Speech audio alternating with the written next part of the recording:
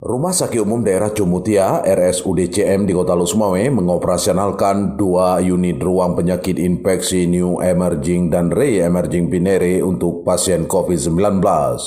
Kedua Pinere itu khusus diperuntukkan untuk menangani pasien tersebut. Direktur RSUD CM Aceh Utara, Nur Haida, mengatakan dengan berfungsinya 2 unit Pinere itu memudahkan penanganan pasien corona, di mana rata-rata terus bertambah sekitar 2-3 hari per orang.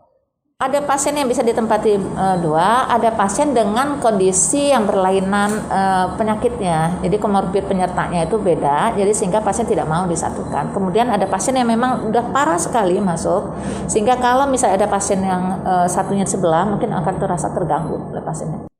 Ia menjelaskan secara keseluruhan 2 Pinere itu total dapat menampung pasien COVID itu berjumlah 45 orang. Terlebih, RSUD CM sudah ditunjuk sebagai rumah sakit rujukan penanganan COVID-19 di 8 kabupaten kota wilayah Aceh, meliputi Kota Lusmawe, Kabupaten Aceh Utara, Biren, Langsa, Aceh Timur, Aceh Tamiang, Aceh Tengah, Bener Meriah, dan Gayo Luwes.